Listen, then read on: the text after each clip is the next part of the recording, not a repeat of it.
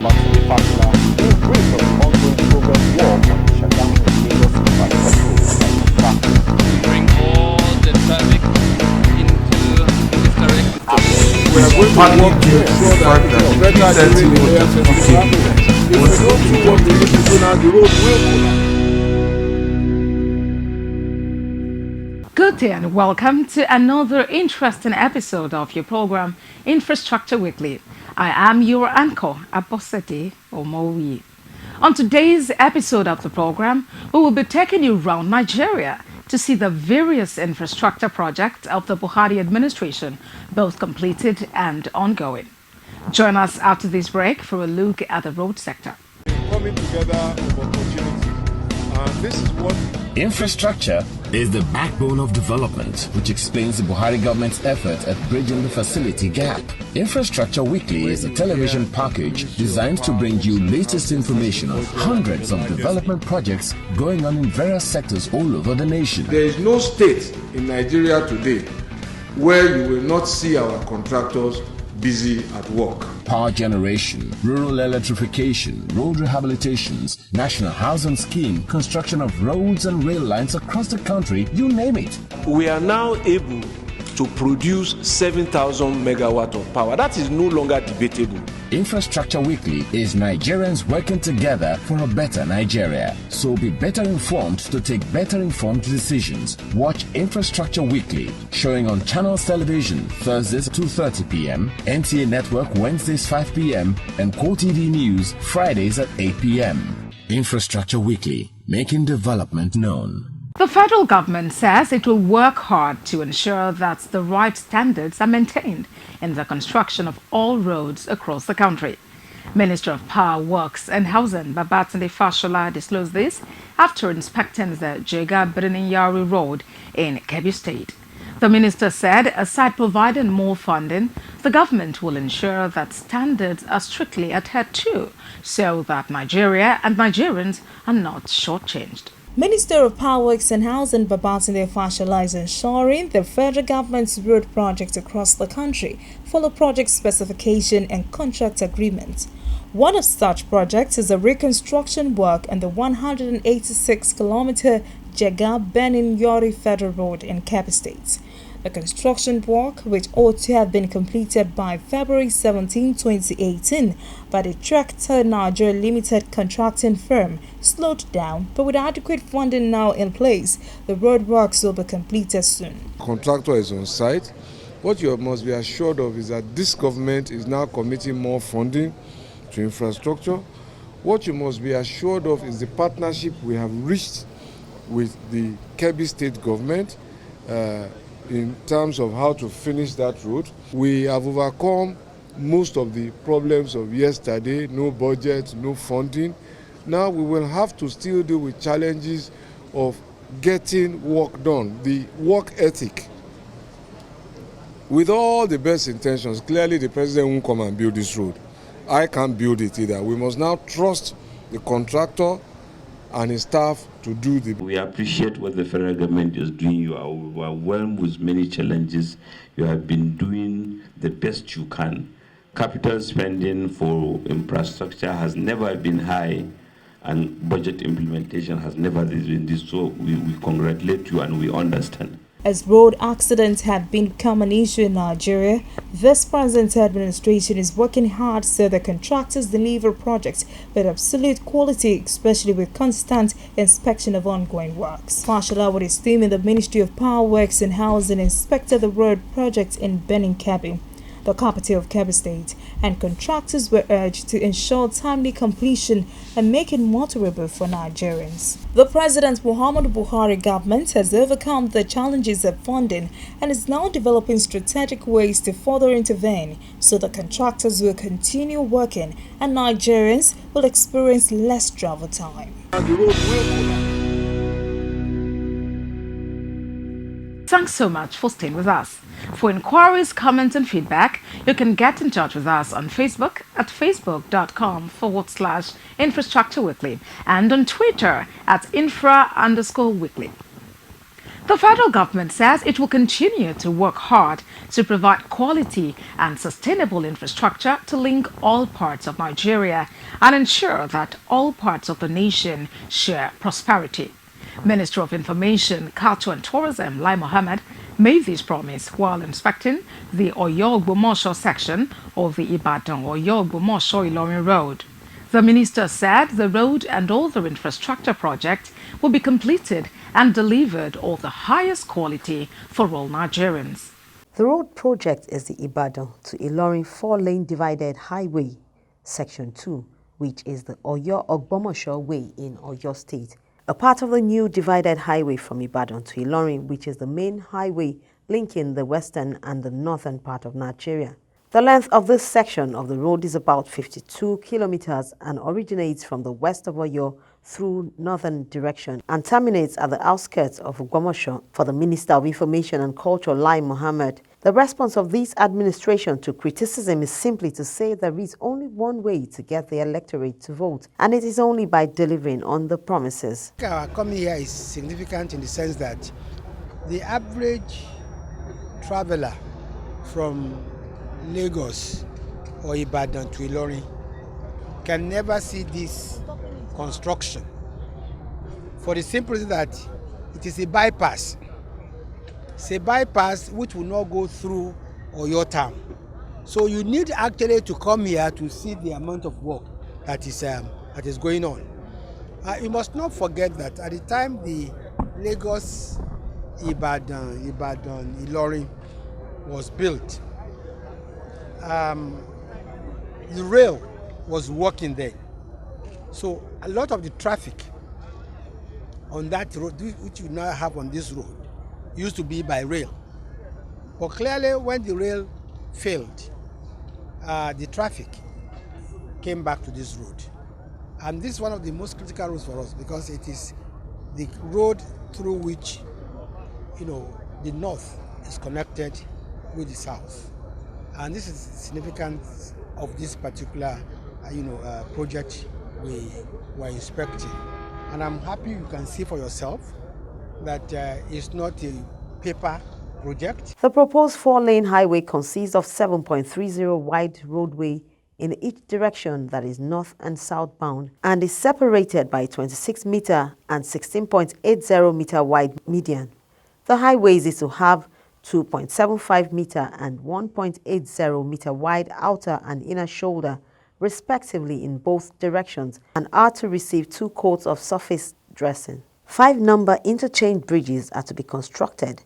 Drainage structures consisting of reinforced concrete lined drains are to be provided as specified and directed, while curbs, stone pitching, road and signs markings, kilometer posts and concrete median barrier also to be provided throughout the length of the divided highway. The response of this administration to criticism is simply to continue to do more and more work and also to continue to showcase what we are doing. This is why you can see that it's not only me, many other ministers are out showcasing what the government has achieved. And as I speak, many other of my colleagues are in every part of the country also, commissioning projects. So what we're saying is that there's only one way you can get the electorate to vote for you: by keeping your promises to them, by delivering on your promises, by embarking on projects which touch their lives. And this is what we are doing. And that's why we are so confident that our re-election will be easy. Because either it's in terms of infrastructure, whether it's in terms of social intervention, we are every day working for the people. We are working for the common man in this country. The Oyo-Ogbomoso Expressway remains very significant because it is the link between the southern part of the country and the north, and also the main carriageway for heavy-duty vehicles since the collapse of the railways. And the minister further assures that funding will no longer be a challenge for the execution of the Oyo-Ogbomoso Road projects, in view of the creative approach to funding adopted by the present administration. Giving a brief on the project, the Federal Controller of Works in Oyo State, Omotayo Awosonya, says the project, which was initially awarded in 2010, is now 58% completed due to the commitment of the present administration to delivering the project. He says the sum of 26 billion naira has been paid to the contractor out of the sum of 47 billion naira. The total cost of the project is 47.5 billion, and just as I've said, including mobilization, we have paid 26 billion, and the percentage completion is 58%. And the contractor has the capacity to deliver this road completely if funding is sustained, maybe by the middle to the end of next year. Conducting the minister around the asphalt manufacturing plant for the project, Harel Vaknin, project manager of Reynolds Construction Company, the contracting firm, say all the materials used for the project are being sourced locally. In this site, we are doing all the repairs and all the environment that we need for the road, especially the materials. Behind us, we can see the factory that manufactured the asphalt. We call Marini, came from Italy, and what we are doing here is all the binder and wearing for asphalt. Also, on the other side, you can see the batching plant. The batching plant, what he's doing is the concrete. They are mixing together with aggregate and cement and water. From there, we can do the concrete in high quality for the road. We have downstairs, you can see not far from us, you can see all the aggregate. There we can find the quarry. So as you can see, we are doing and producing all the material that we need locally. Therefore, we can bring more people and employ more employment for the local people to assist us to do this work. Currently, over 600 people have been gainfully employed in the course of executing the project, and the completion of the project is expected to ease traffic, reduce loss of man-hour, and create jobs.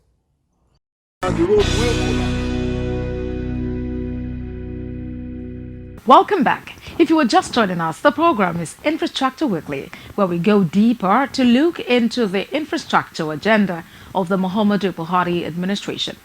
You can get in touch with us on any of the social media handles showing on your screen. Join us after this break for a look at the power sector and all the strides of the Buhari administration in infrastructure development. Don't go away.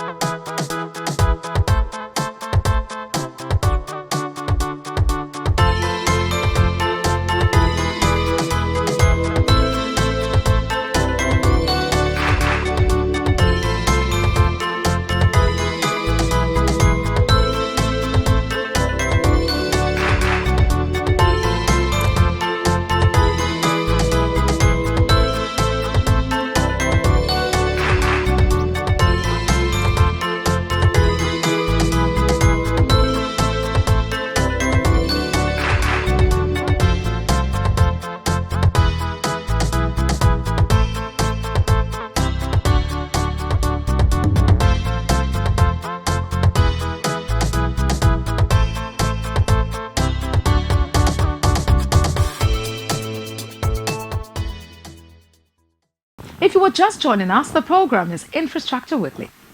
The federal government, in furtherance of its promise to ramp up development in the power sector, has promised to deliver more projects before the end of the year.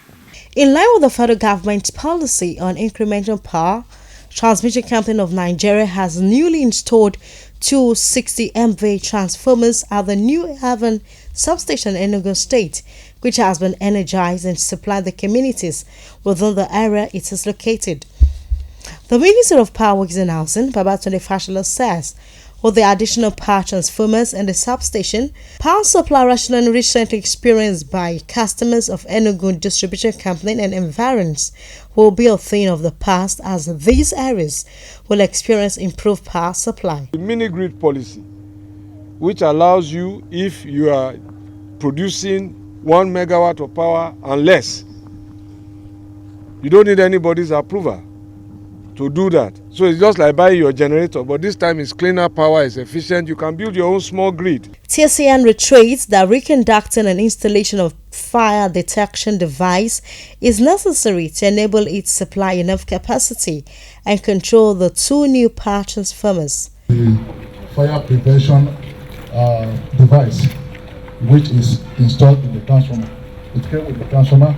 It's supposed to be commissioned with it, so that in the event of internal problem of the transformer will not go in flames. The only way this transmission rehabilitation and expansion program can give maximum benefit to the nation is if a commensurate investment is done to these various distribution networks nationwide.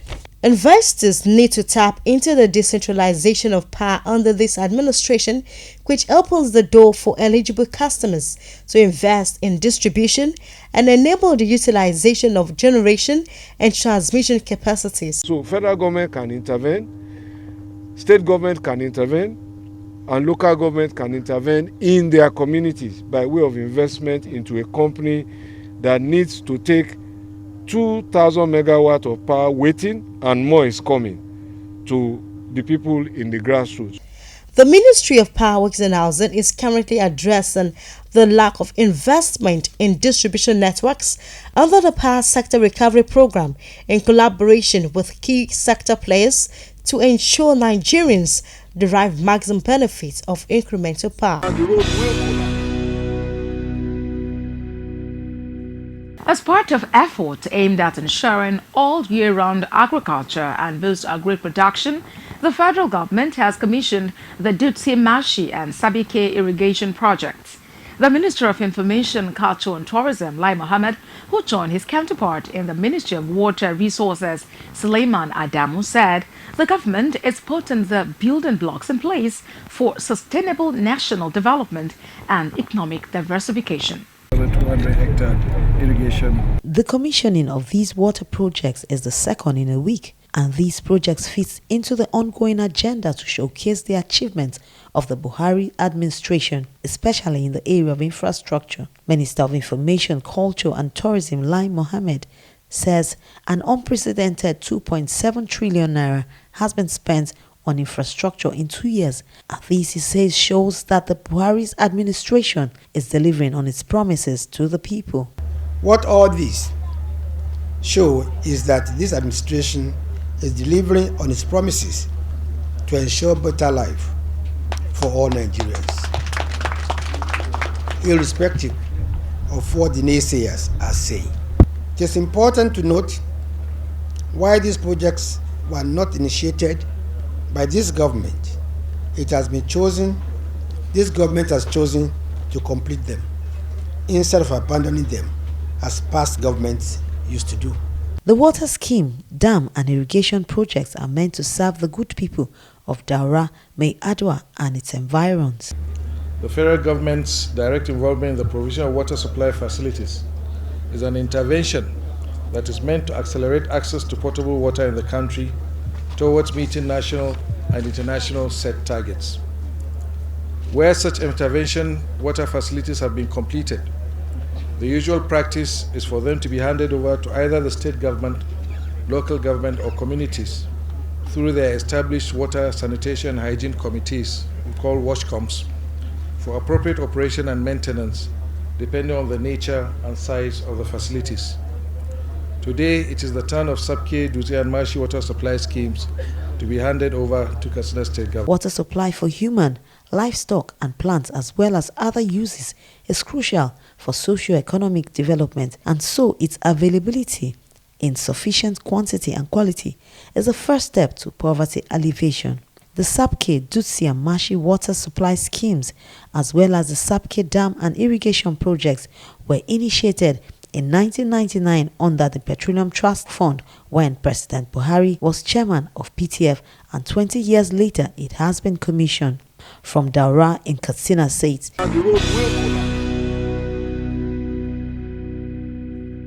We will be back after this time out for a look at the housing sector and how the National Housing Program is shaping up in Kebbi State. Coming together of opportunities And this is what Infrastructure is the backbone of development, which explains the Buhari government's effort at bridging the facility gap. Infrastructure Weekly is a television package designed to bring you latest information on hundreds of development projects going on in various sectors all over the nation. There is no state in Nigeria today where you will not see our contractors busy at work. Power generation, rural electrification, road rehabilitations, national housing scheme, construction of roads and rail lines across the country, you name it. We are now able to produce 7,000 megawatt of power. That is no longer debatable. Infrastructure Weekly is Nigerians working together for a better Nigeria. So be better informed to take better informed decisions. Watch Infrastructure Weekly, showing on Channels Television Thursdays 2:30 p.m., NTA Network Wednesdays 5 p.m., and QTV News Fridays at 8 p.m. Infrastructure Weekly, making development known. The National Housing Program is also up and running in Kebbi State. Let's take a listen to how the project is shaping up in the state, just as it is in other states of the Federation. The wording of the National Housing Program under the auspices of this present administration to indigenous contractor is driven by a mandate to provide indigenous houses that could be affordable for Nigerians. The ongoing 76 housing units in Benin Kebbi, worth about 800 million naira, comprises of 4 one-bedroom flats, 48 bedroom flats, and 24 bedroom flats. The Minister of the Federal Ministry of Power Works and Housing, Babatunde Fashola, notes that the project has not only improved the economy of the nation, but created jobs for teeming unemployed youths in the states. Our role here first is to develop a pilot. What do the people want? We can't assume we know. We know that they want affordable housing. That's what every government promises its people. But how do you know what is affordable to them until you finish building it? If you don't consult them, you can't know what they want. So even if it's affordable, it may be unacceptable. We have done those consultations and they tell us that 1, 2, or 3 bedroom will be acceptable. But they like them with courtyards and they like them in bungalows in the northern part of the country. That's what we're trying to complete. When we finish the infrastructure, we will then know how much the house has cost. Then we will put it to the market. If it succeeds and people accept it, and they can afford it, then we can begin to work with private developers to say, go and build 10 times of that. Because we can then stand in the gap through the Federal Mortgage Bank and say, every house that you build, we will finance the mortgage for the intending owner.